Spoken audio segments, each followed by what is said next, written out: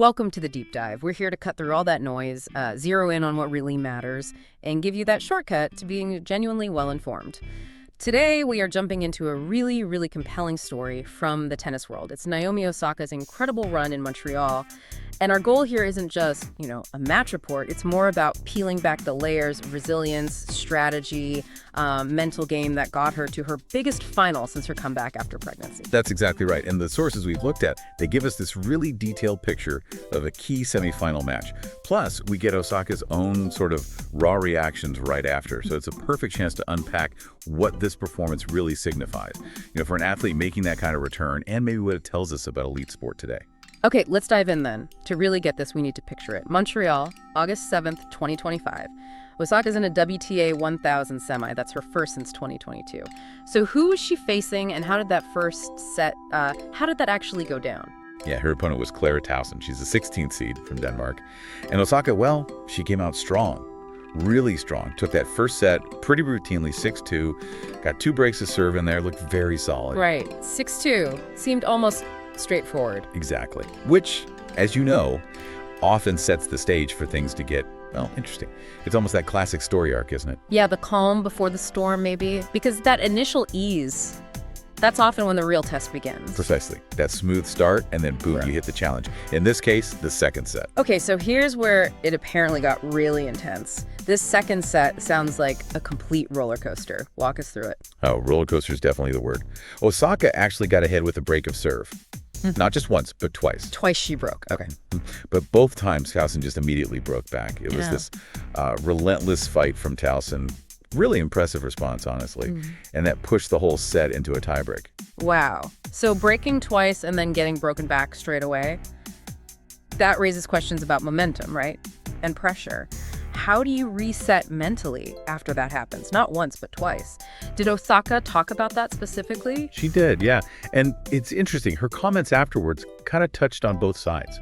She gave Towson a lot of credit, called her a great player, a really good returner, mentioned the pressure to keep holding serve. Okay, so acknowledging the opponent's strength. Right. But the fact that she still managed to navigate through it, even after those setbacks, that says a lot about her own resilience, her grit. Her honesty about feeling that pressure rather than, making excuses is pretty revealing, I think. And then the tiebreak, you hear the word clutch thrown around. This sounds like a prime example.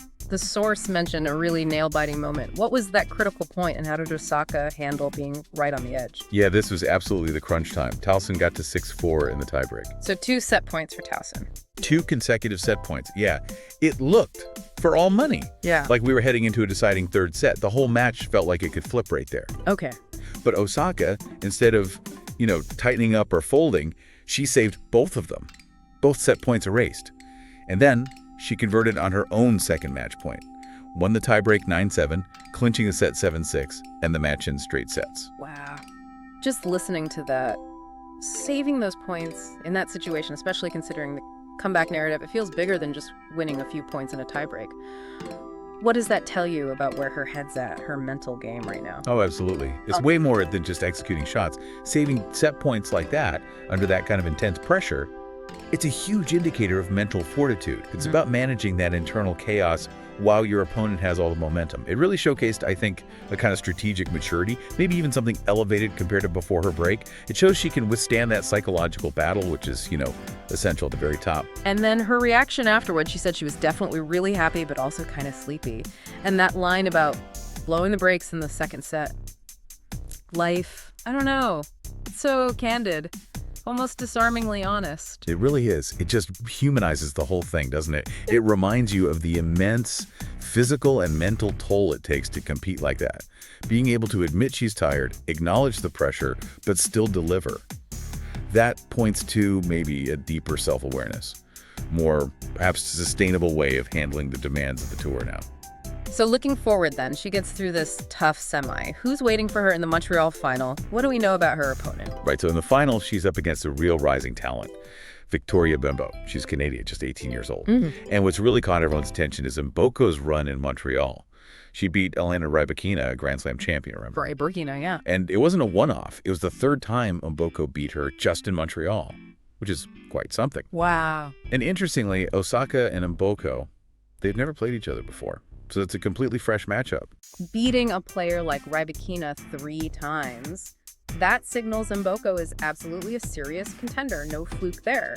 So for Osaka, this final isn't just about getting back to a big stage, it's a real test against this fearless young talent who's clearly on a roll. Exactly. It sets up this fascinating dynamic, doesn't it? The experienced champion deep in her comeback journey against the breakout teenage star. Clash of generations, comeback versus emergence. Yeah, it really highlights that a comeback at this level isn't about just getting back to where you were. It's about adapting, finding new ways to win against new challenges. That's a great way to put it. It's about leveraging that hard-won experience, but also evolving, redefining what peak performance looks like for her. Now, it's a powerful lesson, really, that goes beyond just tennis. So we've really unpacked Naomi Osaka's journey to her biggest final since becoming a mom, that clutch performance, fighting off those set points, and just her honesty afterwards. It really brings home the human side of elite sport.